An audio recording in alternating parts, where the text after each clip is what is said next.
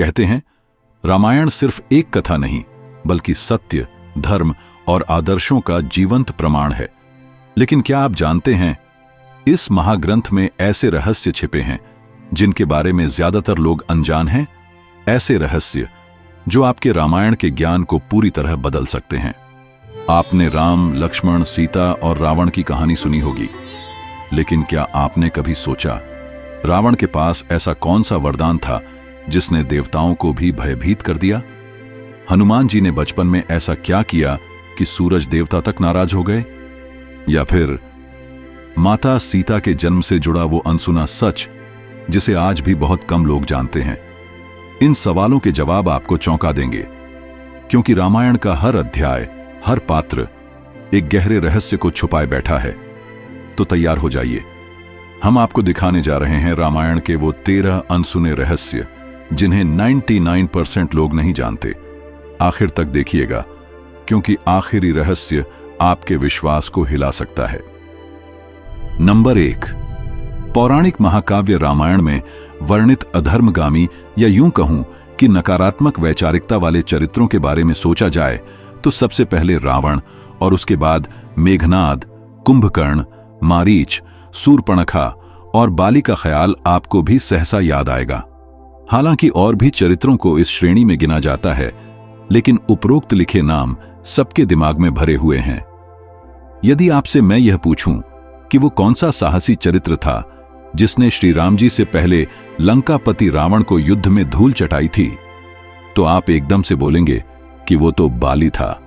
हम में से ज्यादातर रामायण के इस तथ्य को जानते हैं, लेकिन यह जानकर आपको झटका मिल सकता है कि लंकापति रावण को युद्ध में धूल चटाने का श्रेय जो आप बाली को देते हैं, यह ज्ञात तथ्य सही नहीं है।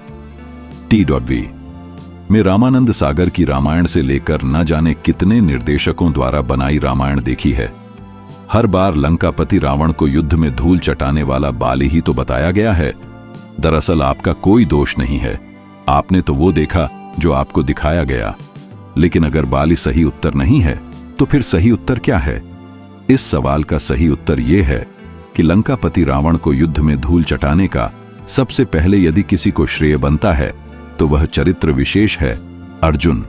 भ्रमित होने की आवश्यकता नहीं है, ये महाभारत वाले अर्जुन नहीं है।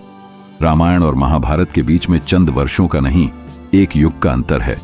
महर्षि वाल्मीकि की रामायण में उत्तरकांड में अध्याय 31, 32 और 33, जिनको सर्ग के रूप में जाना जाता है, को पढ़ना आवश्यक है। इन 3 सर्गों में कुल 135 श्लोकों के माध्यम से रावण और अर्जुन की कथा बताई गई है। सबकी सुविधा को ध्यान में रखते हुए कहानी को लघु रूप में मेरे द्वारा आप सबके समक्ष प्रस्तुत किया जा रहा है। इसको ध्यानपूर्वक सुनिएगा। कुबेर से लंका प्राप्त करने के बाद रावण ने अपने यश को बढ़ाने की इच्छा रखते हुए एक एक करके समस्त राज्यों के राजाओं को भयभीत करना शुरू कर दिया था। इसी दौरान उसे माहिष्मतिपुरी के राजा अर्जुन के बारे में पता चला। राजा अर्जुन की माहिष्मतिपुरी और अमरेंद्र बाहुबली की माहिष्मति एक है या नहीं, ये बतलाना तो मेरे लिए अभी संभव नहीं है। लेकिन ये समझ लीजिए कि राजा अर्जुन के बारे में जिस रूप में महर्षि वाल्मीकि की रामायण में वर्णित है, वो उसको अमरेंद्र बाहुबली से बहुत ज्यादा बलवान और विशालकाय बनाता है। फिलहाल तो मूल कथा पर आते हैं। रावण ने ठान लिया कि वह राजा अर्जुन से युद्ध करेगा और उसको हराकर समस्त दिशाओं में अपने यश को फैलाएगा। इसी इरादे से एक रोज वह अपनी सेना को लेकर नर्मदा नदी के किनारे राजा अर्जुन से लड़ने का साहस करता है। राजा अर्जुन की सेना द्वारा रावण और उसकी सेना को रोकने का प्रयास किया जाता है, लेकिन देखते ही देखते राजा अर्जुन की सेना मारी जाती है। तत्पश्चात राजा अर्जुन अपना बाहुबल दिखाते हुए रावण की सेना की दुर्दशा करता है। इसी बीच रावण के कुछ मंत्री अपनी जान बचाकर युद्ध भूमि से भाग भी जाते हैं। अंत में इन दोनों राक्षस श्रेष्ठ और नरश्रेष्ठ के बीच में जमकर गदा युद्ध होता है। महर्षि वाल्मीकि के अनुसार इससे पहले ऐसा युद्ध राजा बलि और इंद्र के बीच ही हुआ था, अर्थात दोनों ही एक दूसरे पर 21 पड़ रहे थे। बहुत देर तक लड़ने के बाद राजा अर्जुन ने अपनी समस्त शारीरिक शक्ति को एकजुट करते हुए रावण की छाती पर गदा से प्रहार किया। रावण उस तीव्र प्रहार को झेल न सका और दर्द से चिल्लाता हुआ जमीन पर गिरा और मूर्छित हो गया। और ऐसे अवसर का लाभ लेते हुए राजा अर्जुन उसको अपनी बाहों में जकड़ लेता है और फिर बंदी बनाकर अपने राज्य माहिष्मतिपुरी में उसको ले जाता है। स्वर्गलोक में भी इस घटना की चर्चा होती है, जिसको मुनि पुलस्त्य के द्वारा सुन लिया जाता है। अपने अंश के प्रति प्रेम के चलते वे मन की गति से राजा अर्जुन के सामने जाते हैं और रावण को छोड़ देने की विनती करते हैं। राजा अर्जुन मुनि पुलस्त्य का आदर करते हुए रावण को छोड़ने को राजी हो जाते हैं, लेकिन इस शर्त पर कि रावण कभी उनसे पुनः नहीं लड़ेगा। मुनि पुलस्त्य इस बात का आश्वासन देते हैं और रावण को छुड़ाकर लंका में वापस लाते हैं। नंबर 2, ये सब जानते हैं कि पौराणिक महाकाव्य रामायण 3 चरित्रों श्री राम, सीता जी और रावण पर आधारित है। श्री राम राजा दशरथ के पुत्र और सीता जी राजा जनक की पुत्री थी। हम में से ज्यादातर रामायण के इन तथ्यों को जानते हैं, लेकिन यह जानकर आपको झटका मिल सकता है कि सीता जी के बारे में ज्ञात तथ्य सही नहीं है। यदि मैं यह सवाल पूछूं कि श्री राम के ससुर का पूरा नाम क्या है, आप यकीनन राजा जनक को ही कहेंगे। लेकिन यदि मैं कहूं कि इस तरह के प्रश्न के लिए राजा जनक सही उत्तर नहीं है, तो मुझे पता है कि आप मेरी बात को यूं ही नहीं मानेंगे, क्योंकि आपके हिसाब से अगर राजा जनक सीता जी के पिता हैं, तो उनको ही श्री राम के ससुर की संज्ञा दिया जाना गलत कैसे है। तो जान लीजिए कि आपको ज्ञात तथ्य और मूल सत्य थोड़ा अलग है।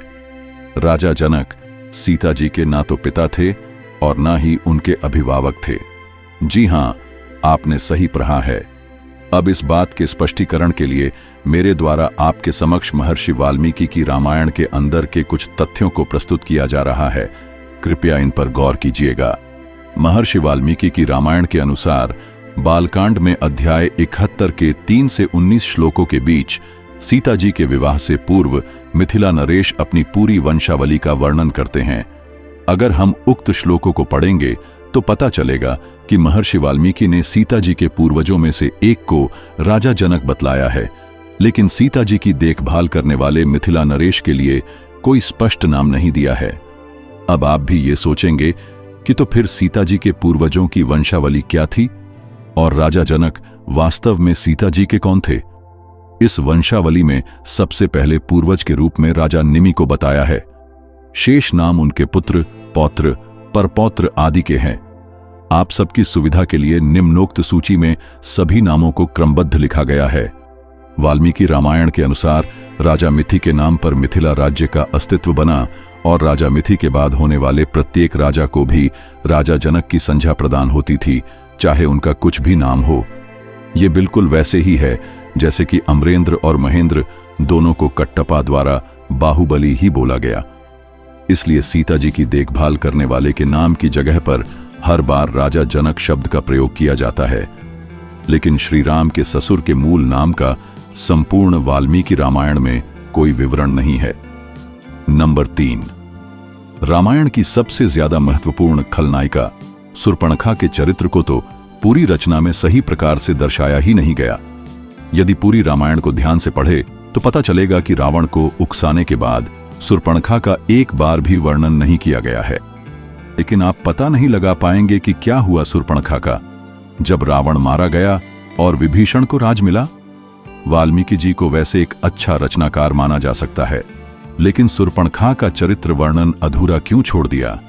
यदि छोड़ भी दिया तो उसके नाम को यूं बुरा क्यों बना दिया? वास्तव में शूर्पणखा के संदर्भ में वाल्मीकि जी की क्या सोच थी? वाल्मीकि जी शूर्पणखा को क्यों भूल गए? इसका उत्तर किसी के भी पास नहीं मिलेगा। मैंने शूर्पणखा के बारे में गूगल पर भी जांच पड़ताल किया, लेकिन वही मिला, ढाक के 3 पात। आज के दौर में यह बताना मुश्किल ही है कि वाल्मीकि जी की रचना में शूर्पणखा का वास्तविक अंत क्या हुआ था। क्या वो समुद्र में डूबकर मर गई, या वह लंका छोड़कर किसी और स्थान को चली गई, या वह विभीषण के राज में शांतिपूर्वक रहने लगी, या उसको विभीषण या अन्य किसी के द्वारा मार दिया गया। नंबर 4, रामायण को महर्षि वाल्मीकि जी ने लिखा था तथा इस महाग्रंथ में 24,000 श्लोक, 500 उपखंड तथा उत्तर सहित 7 कांड है। नंबर 5, जिस समय दशरथ जी ने पुत्रेष्ठी यज्ञ किया था उस समय दशरथ जी की आयु 60 वर्ष थी। नंबर 6, तुलसी रामायण में लिखा है कि सीता जी के स्वयंवर में श्री राम ने भगवान शिव का धनुष बाण उठाया, वो इन्हें तोड़ दिया, परंतु इस घटना का वाल्मीकि रामायण में कोई उल्लेख नहीं है।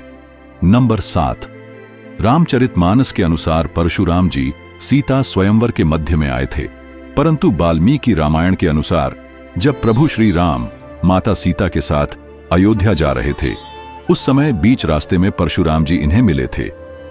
नंबर 8, जब भगवान श्री राम वनवास के लिए जा रहे थे तब उनकी आयु 27 वर्ष थी। नंबर 9, जब लक्ष्मण जी आए और उन्हें पता चला कि श्री राम को वनवास का आदेश मिला है, तब वह बहुत क्रोधित हुए तथा श्री राम के पास जाकर उनसे अपने ही पिता के विरुद्ध युद्ध के लिए बोला, परंतु बाद में श्री राम जी के समझाने पर वह शांत हो गए। नंबर 10, जब दशरथ जी ने श्री राम को वनवास के लिए कहा, तब वह चाहते थे कि श्री राम जी बहुत सा धन एवं दैनिक उपयोग की चीजें अपने साथ ले जाएं, परंतु कैकेयी ने इन सब चीजों के लिए भी मना कर दिया। नंबर 11, भरत जी को सपने में ही इनके पिता दशरथ की मृत्यु का अनुमान हो गया था, क्योंकि उन्होंने अपने सपने में दशरथ जी को काले कपड़े पहने एवं उदास देखा था। नंबर 12, प्रत्येक व्यक्ति जानता है कि जब माता सीता का अपहरण रावण के द्वारा हुआ, तब जटायु ने उन्हें बचाने का प्रयास किया और अपना बलिदान दिया, परंतु राम वाल्मीकि रामायण के अनुसार यह जटायु नहीं थे, अपितु उनके पिता अरुण थे। नंबर 13, जिस दिन रावण ने माता सीता का हरण किया तथा उन्हें अशोक वाटिका लेकर आया, उसी रात भगवान ब्रह्मदेव ने इंद्रदेव को एक विशेष प्रकार की खीर सीता जी को देने के लिए कहा। तब इंद्रदेव ने पहले अपनी अलौकिक शक्तियों के द्वारा अशोक वाटिका में उपस्थित सारे राक्षसों को सुला दिया। उसके बाद वह खीर माता सीता को दी। तो दोस्तों, ये थे रामायण के 13 अनसुने रहस्य, जिन्हें जानकर आपका इस महाग्रंथ के प्रति दृष्टिकोण जरूर बदल गया होगा। हम में से अधिकतर लोग रामायण को केवल एक युद्ध और आदर्शों की कहानी मानते हैं, लेकिन सच तो यह है कि इसके हर पन्ने में अनगिनत गूढ़ बातें, अद्भुत घटनाएं और छिपे हुए संदेश समाये हैं। ये रहस्य हमें सिखाते हैं कि धर्म का मार्ग कभी आसान नहीं होता, लेकिन सत्य और निष्ठा अंत में विजय दिलाते हैं। और शायद यही कारण है कि हजारों साल बीत जाने के बाद भी रामायण आज भी उतनी ही प्रासंगिक है जितनी त्रेता युग में थी। अगर आपको यह वीडियो पसंद आया हो तो इसे लाइक, शेयर और सब्सक्राइब करना न भूलें, क्योंकि आगे हम आपके लिए और भी ऐसे अनसुने रहस्य लेकर आने वाले हैं, ताकि आप भारतीय संस्कृति की गहराइयों को और नजदीक से जान सकें।